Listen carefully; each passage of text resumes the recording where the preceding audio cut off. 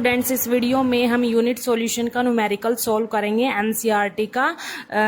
Question number है 1.21। Statement देखो क्या है। Two elements A and B form compounds having formula AB2 and AB4 when dissolve in 20 gram of benzene 1 gram of AB2 lowers the freezing point by 2.3 Kelvin whereas 1 gram of AB4 lowers it by 1.3 Kelvin. The molar depression constant for benzene is 5.1 Kelvin kilogram per mole.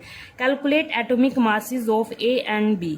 तो यहाँ पर हमारे पास दो element हैं A और B, इनसे compound बनते हैं दो।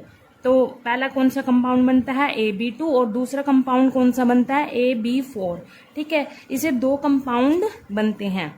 तो जो ये कंपाउंड है दोनों के दोनों ये डिसॉल्व किए जाते हैं 20 ग्राम ऑफ बेंजीन में।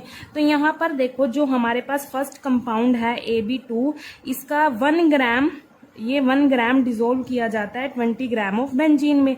तो यहाँ पर AB2 क्या है, सोल्यूट है, बेंजीन क्या है, सोलवेंट है।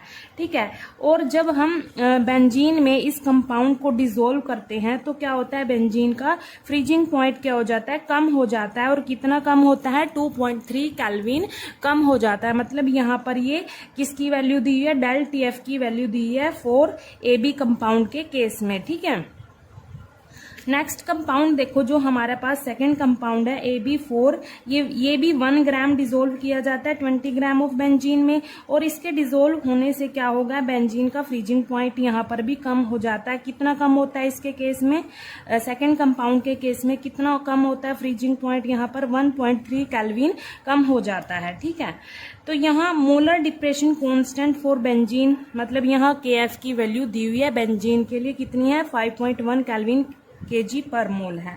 तो हमने यहाँ पर कैलकुलेट क्या करना है, एटॉमिक मासेस कैलकुलेट करनी है A और B का। ठीक है, तो यहाँ पर हमारे पास दो कंपाउंड हैं। तो पहले लिख लेते हैं, हमारे पास जो कंपोनेंट फर्स्ट है वो क्या रहेगा, हमारे पास बेंजीन रहेगा। ठीक है, और यहाँ पर हमारे पास, और बेंजीन के यहाँ पर सोलवेंट है। और जो कंपोनेंट सेकंड रहेगा हमारे पास, मतलब जो सोल्यूट रहेंगे यहाँ पर, ये दोनों कंपाउंड रहेंगे AB2 और AB4 दोनों रहेंगे यहाँ पर ये सोल्यूट। ठीक है, तो हम पहले क्या करेंगे,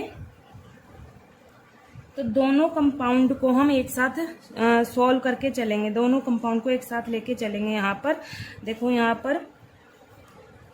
पर लिख लेते हैं 4 कंपाउंड AB2, यहाँ पर ऐसे लाइन लगा लेते हैं। यहाँ पर 4 कंपाउंड AB4, ये कंपाउंड AB4 के लिए है, ये कंपाउंड AB2 के लिए है। तो यहाँ पर हम डाटा जो भी हमें दे रखा है वो लिख लेते हैं। तो हमारे पास कंपोनेंट फर्स्ट है, उसका जो एक्चुअल मास है वो 20 ग्राम दे रखा है, वो मैं W1 से डिनोट करूंगी। और कितना है हमारा, 20 ग्राम है। ठीक है, ये किसके केस में है, AB2 के केस में भी सेम है और AB4 के केस में भी सेम है, यहाँ पर 20 ग्राम। ठीक है, और W2 क्या है, यहाँ पर सोल्यूट, एक्चुअल मास है सोल्यूट का, कितना है, AB2 के केस में 1 ग्राम है। ठीक है, यहाँ पर कितना है W2 सोल्यूट का, AB4 के केस में कितना है, ये AB4 का हम स्टडी कर रहे हैं, यहाँ पर ये AB2 के केस में कर रहे हैं। यहाँ पर भी इसका एक्चुअल मास कितना है, 1 ग्राम है। ठीक है, अब देखो डेल TF की वैल्यू AB2 के केस में कितनी है, 2.3 केल्विन है। मतलब यहाँ पर फ्रीजिंग पॉइंट कम हो गया था, डिप्रेशन इन फ्रीजिंग पॉइंट है ये। इसके केस में कितनी है, डेल TF की वैल्यू 1.3 केल्विन है, 1.3 केल्विन। और यहाँ पर जो KF की वैल्यू है वो कितनी है, दोनों केस में, AB2 के केस में भी, AB4 के केस में भी, बेंजीन की जो KF की वैल्यू है वो कितनी है, 5.1 केल्विन kg पर मोल है। यहाँ पर भी लिखते हैं KF की वैल्यू क्या है, 5.1 केल्विन kg पर मोल। ठीक है, और यहाँ पर हमें जो इनका मोलर मास है ये नहीं पता, हमें इनका AB2 का मोलर मास मैं डिनोट करूंगी, यहाँ पर M2 से डिनोट करूंगी क्योंकि ये कंपोनेंट सेकंड है ना। तो ये किसके केस में है, ये हम क्या करेंगे,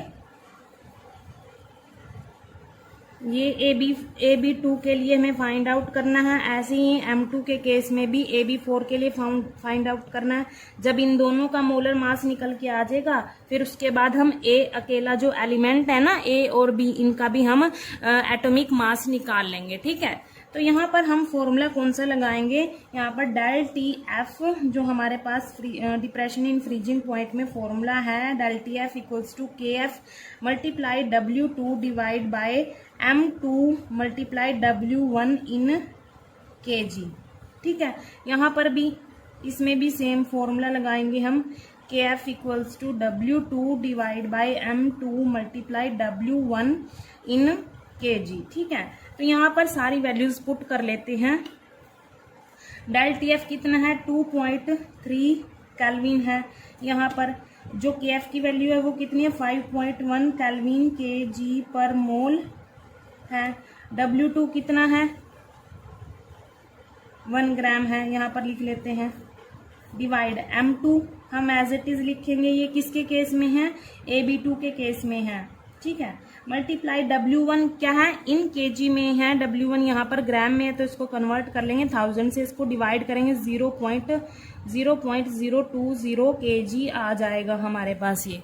ठीक है, इसको यहाँ पर पुट कर लेते हैं 0.020 kg। अब देखो यहाँ पर जो हमने ये निकालना है ना M2, इसको हम एक साइड लेके जाएंगे और इसको यहाँ पर लेके आ जाएंगे, डिवाइड में लेके आ जाएंगे। तो ये M किसके लिए निकाल रहे हैं वो लिख लेते हैं, ये AB2 के लिए है। ठीक है, अच्छा ये वाली वैल्यू यहाँ पर डिवाइड में आ जाएगी 5.1 केल्विन kg पर मोल मल्टीप्लाई 1 ग्राम डिवाइड बाय यहाँ पर 2.3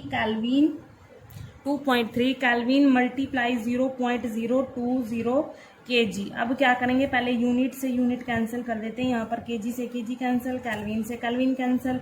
ठीक है, यहाँ पर भी अब इसको इतना ही सोल्व कर लेते हैं। पहले यहाँ पर भी पहले वैल्यू पुट कर देंगे। इसमें टी एफ की वैल्यू कितनी है, 1.3 केल्विन है, इक्वल्स टू के एफ कितना है, 5.1 केल्विन kg पर मोल है, मल्टीप्लाई W2 क्या है, यहाँ पर 1 ग्राम है, और M2 हमने निकालना है, ये एज इट इज रखेंगे। W1 क्या है, 20 ग्राम है, यहाँ पर kg में है फॉर्मूले में, तो इसको 1000 से डिवाइड करेंगे, ये 0.020 kg आ जाएगा। इसको पुट कर लेंगे यहाँ पर 0.020 kg। ठीक है, यहाँ पर ये हमने निकालना है, इसको हम एक साइड लेके जाएंगे, इसको हम डिनोट करेंगे। ये हम किसके केस में निकाल रहे हैं, हम AB4 के केस में। ठीक है, तो यहाँ पर 5.1 केल्विन kg पर मोल मल्टीप्लाई 1 ग्राम डिवाइड बाय ये वाली वैल्यू यहाँ पर डिवाइड में आ जाएगी 1.3 केल्विन मल्टीप्लाई 0.020 kg। ठीक है, ये आ जाएगा यहाँ पर। अब देखो यहाँ पर केल्विन से केल्विन कैंसिल हो गया, ये kg से kg कैंसिल हो गया। ठीक है, तो यहाँ पर इनको सोल्व कर लेते हैं, दोनों को हम एक साथ लेके चल रहे हैं। ठीक है, ये AB2 के लिए और ये AB4 के लिए। ठीक है, दोनों को हम एक साथ लेके चलेंगे। पहले हम क्या करेंगे, AB को सोल्व करेंगे। ठीक है, AB को सोल्व कर लेते हैं नेक्स्ट पेज पे।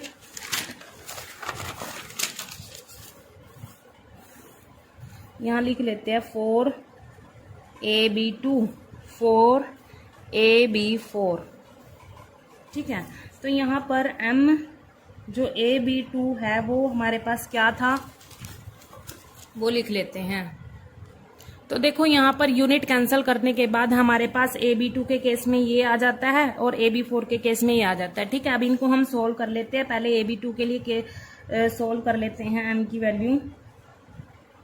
यहाँ पर 5.1 ग्राम पर मोल एज इट इज, पहले इनको हम मल्टीप्लाई कर लेते हैं। मल्टीप्लाई करने पर क्या आता है, ये आता है 0.046 आ जाता है। ठीक है, मल्टीप्लाई करेंगे इन दोनों को। उसके बाद हम क्या करेंगे, इनको डिवाइड कर लेंगे। डिवाइड करने पर क्या आएगा, 110.8 69 ग्राम पर मोल आ जाएगा यहाँ पर। ये MaB2 की वैल्यू है, ठीक है। इसको हम अप्रोक्सीमेट, क्योंकि ये 9 है जो 5 से बड़ा है, तो इससे नेक्स्ट वाले डिजिट में 1 ऐड कर देते हैं, तो क्या आएगा 110.87 ग्राम पर मोल आ जाएगा। ये हमारे पास M की वैल्यू आ गई AB2 के लिए, ठीक है। इस कंपाउंड का हमने मोलर मास निकाल लिया, ठीक है। अब देखो इसको भी सोल्व कर लेते हैं। दोनों को एक साथ इसलिए लेके चल रही हूँ ताकि मतलब टाइम ज़्यादा ना लगे, लंबी वीडियो ना बने। 5.1 ग्राम पर मोल, इसको भी हम मल्टीप्लाई कर लेते हैं। मल्टीप्लाई करने पर क्या आएगा हमारे पास, ये 0.026 आ जाएगा यहाँ पर, ठीक है। अब क्या करेंगे, इनको डिवाइड कर लेंगे। डिवाइड करेंगे तो कितना आएगा, 196.15 ग्राम पर मोल आ जाएगा ये, ठीक है। अब देखो यहाँ पर ये इस कंपाउंड का मोलर मास है, लेकिन हमने जो क्वेश्चन में निकालना गया, क्वेश्चन में क्या पूछा है, कैलकुलेट करना है एटॉमिक मास ए और बी का कैलकुलेट करना है। अभी हमने जो मोलर मास निकाला है वो कंपाउंड का निकाला है, लेकिन हमें एलिमेंट का निकालना है एटॉमिक मास। तो अब देखो क्या करेंगे, देखो अगर हम लेट करें कि जो एटॉमिक मास है, एटॉमिक मास एलिमेंट ए का कितना है, स्मॉल ए है, ठीक है। और एलिमेंट बी का क्या है, स्मॉल बी है। ये हमने एज्यूम कर लिया, लेट कर लिया, ठीक है।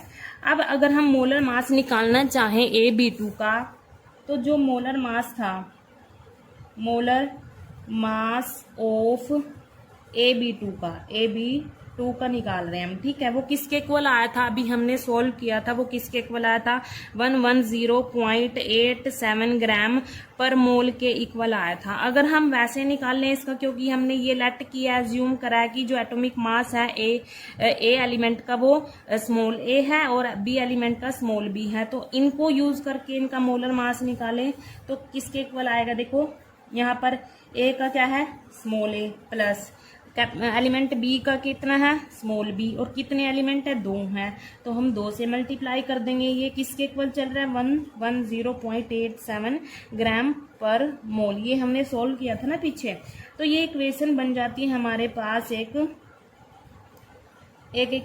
इक्वेशन बन जाती है। ये फर्स्ट इक्वेशन लेट कर लेते हैं। ऐसे ही हम क्या करेंगे, मोलर मास निकाल लेंगे AB4 के लिए, इनको यूज करके, ठीक है। और ये किसके इक्वल आया था, कांस्टेंट टर्म, मतलब कौन सी कांस्टेंट टर्म के इक्वल आया था, ये 196.15 ग्राम पर मोल के इक्वल आया था ये। अब इसका ऐसे इन टर्म्स को यूज करके निकाल लेते हैं जो हमने ये लेट किया था ना।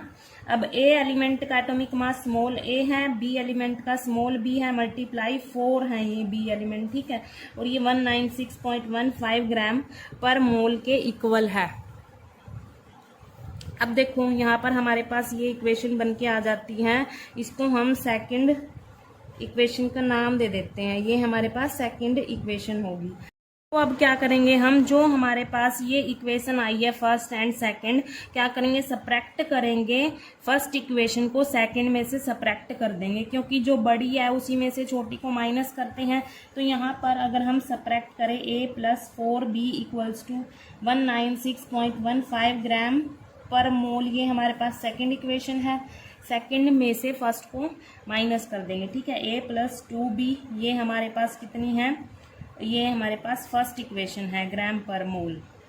अब इनको हम माइनस कर देते हैं, ठीक है। ये मैंने लिख दिया कि ये माइनस कर रहे हैं हम इक्वेशन को, ठीक है। ये माइनस करेंगे तो हमारे पास ये तो कैंसिल ही हो जाएंगे। ये यहाँ कितना बचेगा, 2b बचेगा, माइनस कर रहे हैं ना। तो यहाँ कितना आएगा हमारे पास, इसको सॉल्व करेंगे 5.28 ग्राम पर मोल आ जाएगा ये। अब इसको b की वैल्यू निकल जाएगी हमारे पास यहाँ से, क्योंकि a तो कैंसिल ही हो गया था, ये 2 इसके डिवाइड में आ जाएगा। तो यहाँ से हमारे पास b की वैल्यू आ जाती है। b की वैल्यू कितनी आएगी हमारे पास यहाँ पर, 42.64 ग्राम पर मोल आ जाएगी। अब क्या करेंगे, जो ये हमारे पास b की वैल्यू आई है, इस b की वैल्यू को हम इन 2 इक्वेशन में से किसी एक इक्वेशन में पुट कर देंगे। तो मैं यहाँ पर कर रही हूँ put value of be in equation, first में पुट कर रही हूँ मैं, फर्स्ट इक्वेशन में पुट कर रही हूँ। तो यहाँ पर हमारे पास फर्स्ट इक्वेशन कौन सी थी, ये वाली थी फर्स्ट इक्वेशन। इसको एक बार लिख लेते हैं, क्या थी, 110.87 ग्राम पर मोल। इसमें हम बी की वैल्यू जो हमारे पास आई है ना, इसको पुट कर देते हैं। a + 2 मल्टीप्लाई बी की कितनी वैल्यू आई है, 42.64 ग्राम पर मोल आई है, और ये किसके इक्वल चल रहा है, 110.87 ग्राम पर मोल के इक्वल चल रहा है। ठीक है, अब क्या करेंगे, a प्लस इसको हम पहले 2 से मल्टीप्लाई कर देंगे। 2 से मल्टीप्लाई करेंगे क्या आएगा, 85.28 आ जाएगा। ठीक है, ये ग्राम पर मोल साथ में चल रहा है, इक्वल्स टू 110.87 ग्राम पर मोल। यहाँ पर क्या करेंगे, जो कांस्टेंट टर्म है उसको हम एक साइड लेके जाएंगे, यहाँ से हम हमारे पास a की वैल्यू आ जाएगी। देखो यहाँ पर ये प्लस में है, उधर जाके क्या हो जाएगी, ये माइनस में हो जाएगी। 110.87 माइनस 85.28, यहाँ टोटल में यूनिट लिख लेती हूँ, ग्राम पर मोल। ठीक है, इसको माइनस करेंगे तो हमारे पास a की वैल्यू क्या आएगी, a इक्वल्स टू 25.59 ग्राम पर मोल आ जाएगी। ये हमारे पास a की वैल्यू आ गई। ठीक है, और b की वैल्यू क्या थी, ये थी। और ये हमने क्या लेट किए थे, ये हमने एटॉमिक मास लेट किया था एलिमेंट a का और एलिमेंट b का। तो हमारे पास एलिमेंट a के लिए a की वैल्यू कितनी आई है, ये आई है 25.59। यहाँ पर लिख लेते हैं 25.59 ग्राम पर मोल।